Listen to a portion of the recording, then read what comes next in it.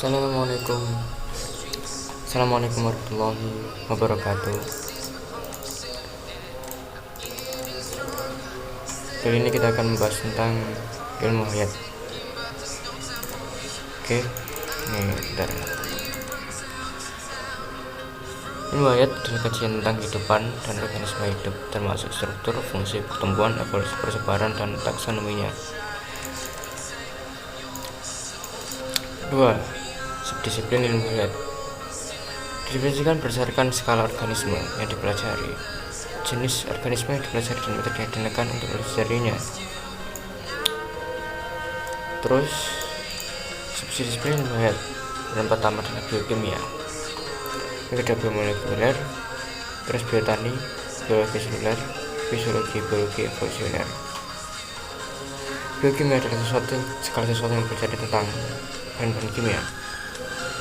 Terus biomolekuler, terus biotani adalah sesuatu yang mempelajari tentang tumbuhan yang bersangkut paut dengan tanaman botani. Terus biologi seluler, fisiologi, terus biologi evolusioner. Terus biokimia, nah ini biokimia mempelajari kimia kehidupan. Biomolekuler mempelajari interaksi antara molekul biologis, biotani mempelajari biologi tumbuhan. Terus biologi seluler adalah meneliti satuan dasar semua kehidupan yaitu sel. Terus fisiologi mempelajari fungsi fisik dan kimia jaringan organ dan sistem organ suatu organisme. Yang terakhir adalah biologi evolusioner, meneliti proses yang menghasilkan keanekaragaman hayati. Dan ekologi mempelajari interaksi antara organisme dengan lingkungannya. Dasar biologi modern. Ilmu biologi modern membahas pengetahuan yang sangat luas, elektif, serta terdiri dari berbagai macam cabang dan subdisiplin. Secara umum, seluruh cabang keilmuan biologi disatukan oleh konsep dasar yang mengatur semua penelitian biologi, yaitu konsep tentang sel, gen, dan evolusi. Sel diakui sebagai satuan dasar kehidupan, gen diakui sebagai satuan dasar pewarisan, dan evolusi diasumsikan sebagai mekanisme yang mendorong terciptanya spesies baru. Selain itu, kelangsungan hidup dari makhluk hidup diyakini terjadinya karena adanya perilaku konsumsi, perubahan energi, serta dengan regulasi yang menjaga kestabilan dan vitalitas keadaan dalam tubuh.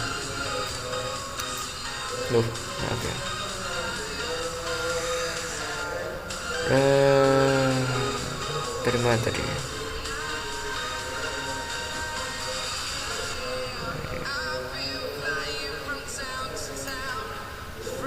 Teorisel. Menurut teorisel, bahwa sel merupakan satuan dasar kehidupan, dan semua kehidupan terdiri dari satu atau lebih atau produk sel yang diekspresikan. Nah, semua sel terbelah dari sel lain. Pada akhirnya, setiap sel di tubuh organisme multiseluler berasal dari satu sel di dalam sel telur yang terfertilisasi. Sel juga dianggap sebagai satuan dasar dalam proses patologis dan fenomena aliran energi terjadi di sel sebagai bagian dari proses metabolisme. Selain itu, sel mengandung satuan pewarisan yang diwariskan dari satu sel lain selama proses pembelahan. Sel adalah kumpulan materi sederhana yang dapat dihidup dan merupakan penyusun semua makhluk hidup. Sel mampu melakukan semua aktivitas kehidupan dan sebagian besar reaksi kimia untuk bertahan kehidupan berlangsung di dalam sel. Sel bakteri Helicobacter pylori dilihat menggunakan mikroskop elektron. Nah ini, kalau misalnya dilihat dengan mikroskop elektron bentuknya seperti ini. Bakteri ini memiliki banyak flagella pada permukaan selnya. Dan sel serabut penyusun umbi bawang, bombay, allium cepa dilihat dengan mikroskop cahaya. Nah, kalau dilihat dengan mikroskop cahaya itu bentuknya seperti ini. Tampak dinding sel yang membentuk ruang-ruang. Nah, dinding sel yang membentuk ruang-ruang, kalau misalnya dilihat dengan mikroskop cahaya ada dinding sel yang bentuk seperti ruang-ruang. Dan dinding sel merupakan noktah di dalam setiap ruang, namun batas sekali pada batas aslinya. Terus sekresi adalah fenomena umum pembentukan dinding sel dan kutikula, lapisan suberin, dan perpindahan senyawa tertentu antar sitoplasma yang sel yang berdekatan merupakan proses segres. Jadi lapisan siperin dan perpindahan senyawa tertentu antar sitoplasma sel yang berdekatan merupakan proses segres. Nah, antar sitoplasma yang berdekatan itu berarti kan ini kan, nah ini perpindahan senyawa tertentu antar sitoplasma yang berdekatan merupakan proses segres. Dan segres adalah fenomena umum pembentukan dinding sel dan kutikula. Ya. Terus sel telur berasal dari bahasa Inggris yaitu ovum, juga bisa ova, adalah sel reproduksi atau jamet yang dihasilkan dari ovarium pada organisme jenis kelamin betina. Sel telur, hewan termasuk manusia dan tumbuhan menghasilkan sel telur. Jadi tidak hanya pada tumbuhan saja, hewan saja, manusia juga, semuanya makhluk hidup. Sel telur pada tumbuhan terlindung oleh bagal biji. Nah, jadi sel telur pada tumbuhan itu ada pelindung, yaitu bagal biji atau ovulum. Istilah ovulum juga dipakai bagi sel telur hewan yang masih muda. Pada manusia, sel telur berukuran garis tengah. Jadi nek dek gone menungso, sel telur itu berukuran garis tengah 145. Apa jenenge lali iki. Emang pada banyak hewan sel telur dapat berbentuk oksid atau oksida. Nah, terus ini adalah bagian-bagian dari sel.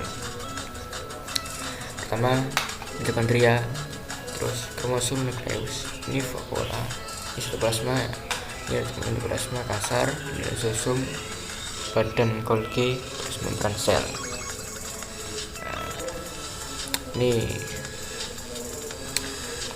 Nah, sekarang kita bahas tentang evolusi.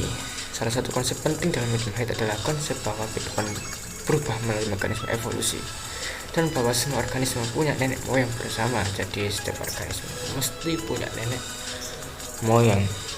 Berdasarkan teori evolusi, semua organisme di bumi, baik yang masih hidup maupun yang sudah punah. Nah, jadi berdasarkan teori evolusi, kalau kita tarik kembali berdasarkan teori evolusi, kalau kita lihat dari teori evolusi ini, maka semua organisme di bumi, baik yang masih hidup maupun yang sudah punah, berasal dari satu nenek moyang atau lungkang gen bersama. Kalau kita melihat keturunan dari teori evolusi, nah nenek moyang bersama terakhir diyakini muncul sekitar 3, miliar tahun yang lalu. Jadi dalam 3,5 miliar tahun yang lalu lah suatu yang tahun terakhir ketika nenek moyang hidup. Ahli biologi biasanya memandang keseragaman kode genetik sebagai bukti yang mendukung teori nenek moyang bersama-sama bakteri, dan eukarot. Nah, terus kita membahas tentang kodon atau kode genetik adalah deret nukleotida pada mRNA yang terdiri atas kombinasi 3 nukleotida yang berurutan yang menyandi suatu asam amino tertentu sehingga sering disebut sebagai kodon terdekat. Terus bakteri atau nama ilmiahnya adalah bakteria adalah kelompok mikroorganisme bersel satu yang diklasifikasikan pada tingkat domain. Contohnya Escherichia coli, salah satu bakteri berbentuk batang. Nah, jadi ini adalah istilahnya itu kelompok mikroorganisme bersel satu tapi berkelompok yang diklasifikasikan pada tingkat domain, itu namanya bakteri. Terus archaea atau archaea merupakan domain mikroorganisme bersel satu. Archaea tergolong prokariota, kelompok mikrob yang tidak memiliki sel dan organel dibatasi membran. Contohnya Albacteria, spesies Train and James. Itu sel memiliki panjang sekitar 5 ini nggak tahu saya namanya. Ya. Terus Eukaryota, organisme dengan sel yang memiliki nukleus dan organel membran lainnya. Eukaryota berada di dalam takson Eukarya dan Eukaryota. Hal yang membuat sel eukaryotik berbeda dari sel prokaryotik. atau yang nama lainnya bakteria dan archaea adalah bahwa mereka memiliki organel bermembran. Jadi yang membedakan itu antara sel eukariotik dengan sel prokariotik adalah organel yang memiliki membran. Nah, terus genetika. Gen dan satuan pewarisan utama semua organisme. Gen merupakan bagian dari ADN yang mempengaruhi bentuk atau fungsi organisme. Semua organisme dari bakteri hingga hewan memiliki mekanisme yang mentranslasi ADN menjadi protein.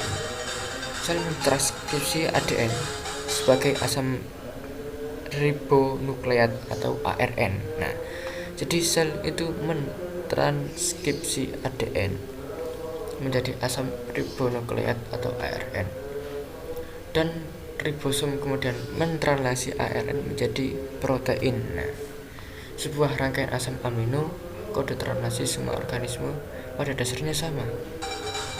Jadi kode translasi semua organisme pada dasarnya itu sama. Kalau kita tahu kinerjanya dari translasi semua organisme tadi, misalnya, nah ini ada contohnya, rangkaian ADN yang menyandikan insulin dalam tubuh manusia. Jika menyandikan insulin, ketika dimasukkan ke organisme lain seperti tumbuhan. Gen, kita membahas gen. Gen dari bahasa Belanda. Gen adalah unit pewarisan sifat bagi organisme hidup. Jadi unit sebagai unit pewarisan sifat bagi organisme hidup. Jadi gen itu adalah sifat penyusun yang membentuk keturunannya. Jadi misalnya kalau keturunannya misalnya kayak ada namanya anak ibu kan, misalnya A punya anak B, si B itu kulitnya hitam, rata-rata maka A itu adalah kulitnya hitam, dan karena kita tahu namanya adalah ras, kelompok warna kulit. Nah, beda lagi gen. Jadi gen itu biasanya itu dari orang tuanya, dari atas-atasannya. Misalnya kalau yang bawahnya kulitnya hitam, terus yang atasnya itu mesti biasanya kulitnya hitam. Terus ada pertanyaan kayak gini, misalnya kalau bapaknya hitam kulitnya, terus ibunya putih, nah terus anaknya warnanya apa? Gitu. Itu nanti dibahas pada selanjutnya nanti, tapi selanjutnya pada penggabungan pewarisan sifat. Terus bentuk fisiknya adalah urutan DNA yang melekat atau berada di suatu protein, polipeptida atau seuntai RNA yang berfungsi dari organisme yang memilikinya. Terus asam deoksiribonukleat lebih dikenal dengan singkatan DNA, atau bahasa Inggrisnya adalah deoksiribonukleat acid, adalah salah satu jenis asam nukleat yang memiliki kemampuan pewarisan sifat. Urutan dan keberadaan asam deoksiribonukleat ditemukan di dalam protein yang membentuk inti sel. Nah, oke. Terus translasi dalam genetika dan biologi molekuler adalah proses penerjemahan urutan nukleotida yang ada pada molekul mRNA menjadi rangkaian asam-asam amino yang menyusun suatu peptida atau protein. Nah, terus kita membahas protein adalah kelompok biomolekul berorgan besar yang terbentuk dari satu rantai panjang asam amino atau lebih. Protein memiliki banyak fungsi dalam makhluk hidup, di antaranya mempercepat reaksi metabolisme, replikasi DNA, menangkap rangsangan, memberi bentuk sel dan tubuh, dan memindahkan molekul dari satu lokasi ke lokasi lainnya. Cukup dari sini saja, sampai di sini saja. Nanti kita lanjut di pertemuan berikutnya. Jangan lupa subscribe, comment, like, and share jika ini menurut Anda bermanfaat, maka jangan lupa untuk itu. Oke, assalamualaikum warahmatullahi wabarakatuh.